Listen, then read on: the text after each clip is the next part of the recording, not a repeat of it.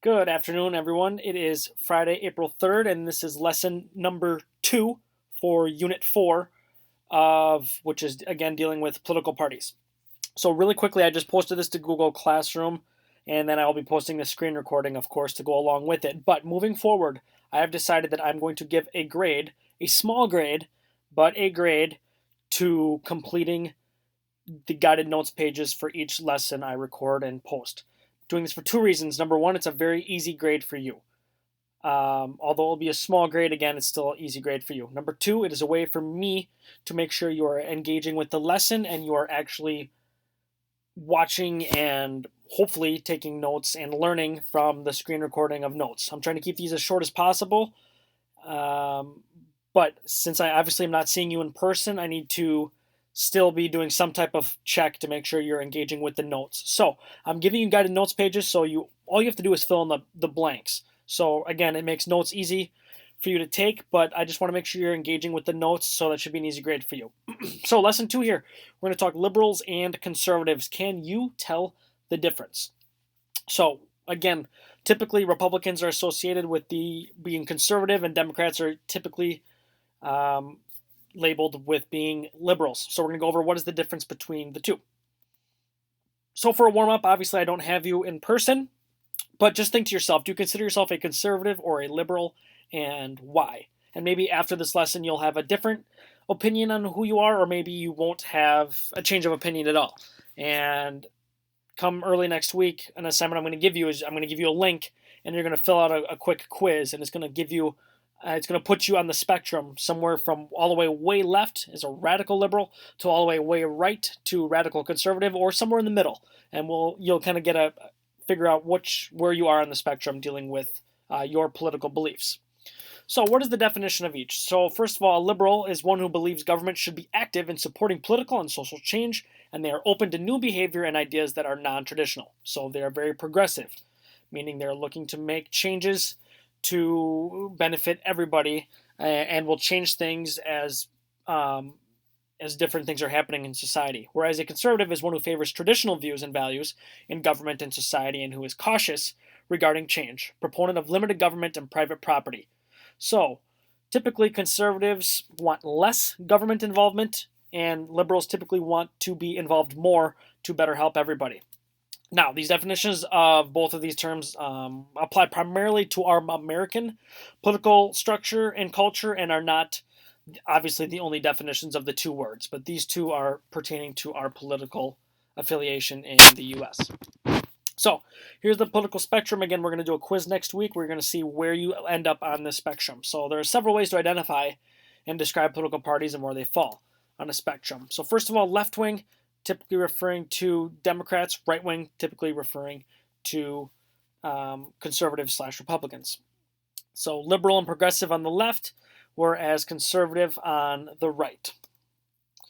Left, again, like I just mentioned earlier, associates with the Democratic Party, whereas the right pertains with the Republican Party. Now, sometimes you will have politicians who are considered moderate or who are considered independents, and they typically fall somewhere more here in the middle, where they have some ideas they agree with on the left side and some ideas they agree with on the right, and that's where they kind of end up in the middle. So another way of thinking about it, conservative as a noun is a statesman who is enamored of existing evils as distinguished from the liberal who wishes to replace them with others, or new evils. So again, that's a pretty dramatic definition, but again, another way of looking at it. So guess who? So for each of the following quotes, I'm going to read, decide if this idea is liberal or a conservative, and why. Now again, I'm not physically with you right now, so you're just going to have to do this in your head or on your own while you're watching this screen recording. So, quote 1, the moral test of government is how that government treats those who are in the dawn of life, the children, those who are in the twilight of life, the elderly, and those who are in the shadows of life, the sick, the needy, and the handicapped.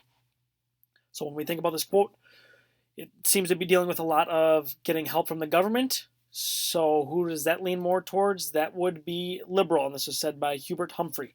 So again, helping the needy, helping the sick, helping people through the use of government funds, that's typically more utilized from the liberal perspective. Quote number 2, change is the law of life, and those who look only to the past or present are certain to miss the future.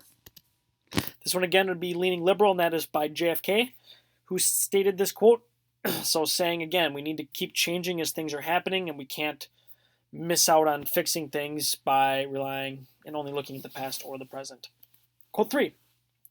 The more public provisions or government money were made for or given to the poor, the less they provided for themselves, and of course became poorer.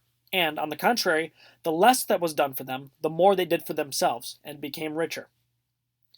This is stated by Benjamin Franklin and is a very conservative viewpoint, saying if we always give handouts to people to assist themselves, they're never going to pull themselves up and do things for themselves. So this is a very conservative viewpoint of people need to figure things out on their own. They don't need government assistance to thrive and to become rich. They can do it on their own.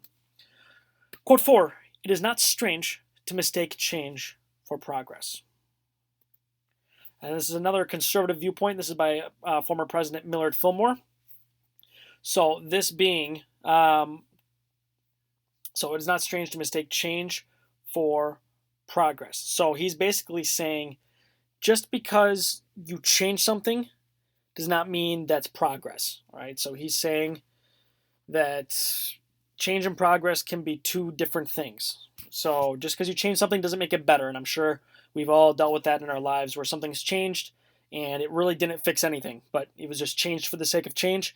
So that'd be a conservative viewpoint where you're saying, look, always changing stuff is not necessarily going to lead to more progress.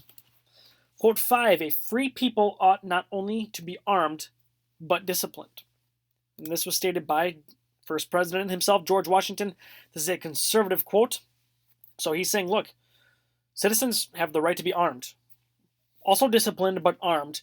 And when we look at the Second Amendment and right to bear arms, typically conservatives are much more in favor of anybody being able to arm themselves and have weapons, whereas liberals typically want to regulate that a little bit more. Quote number 6, if people cannot trust their government to the job for which it exists, to protect them and to promote their common welfare, all else is lost. This, of course, is a liberal viewpoint stated by Barack Obama. So basically saying, look, if the government cannot step in to help people and to protect them and to promote their welfare, then we're not doing what we're supposed to be. So again, that is more government involvement is a more liberal stance. Quote 7, the 9 most terrifying words in the English language are, I'm from the government and I'm here to help. This, of course, is a conservative statement. This is said by Ronald Reagan. So again, if you haven't noticed, the difference is, okay, more government involvement is typically leaning towards more liberal. Less government involvement is leaning more conservative. Quote 8, here's my principle. Taxes shall be levied according to the ability to pay. That is the only American principle. That is a liberal viewpoint. That is FDR, Franklin D. Roosevelt. So he is saying that based off of how much money an individual has is how much their taxes should be. So this is a very liberal stance. Today in our society, this is argued a lot that huge corporations like Amazon, for example, people think that larger companies like that should be taxed at a higher percentage because they can afford it, whereas those who are not making as much money should have a less percentage of their money being taken out for taxes because they don't have as much. So again, this is a liberal viewpoint. So current issues that are taking place, liberal or conservative, we have pro-life. So pro-life versus abortion, anti-abortion. Immigration reform is necessary. Same-sex marriage should be legalized. Capital punishment, death penalty is wrong. Universal health care for all is right. There's nothing wrong with prayer in schools. Affirmative action should be abolished. And global warming isn't a problem. So these are not Mr. Strahota's statements, so don't get me wrong on that. This is, you have to decide, and again, you're just watching this on your own, you need to decide, based off of each statement here, is that a liberal or a conservative viewpoint on the issue. So again, that is not me, Mr. Strahota, saying this is my viewpoint on any of this. You at home are going to just think in your head, is that a conservative statement or a liberal statement based off of the statement that is here? And again, this is probably what you look like, Elmo, just pondering each one of these. So, from the warm-up, again, I asked you which side do you think you lean, liberal or conservative? Maybe you had no idea. So if you had an idea, did your mind change? Or if you didn't have any leaning to start, which way do you think you would lean now and why? So, that is differences between liberal and conservative. Again, my job is not to promote one side or the other. It is simply to educate you on the stance of each side, and then you, as the student, get to determine which side you agree or disagree with. So early next week, I will share the link with you, and you can do a quick quiz to determine which area on the spectrum you line up on, whether you're far left, far right, or in the middle. And then we will kind of visit that and get some comments from all of you on where you line up. Thank you. Happy Friday, everybody.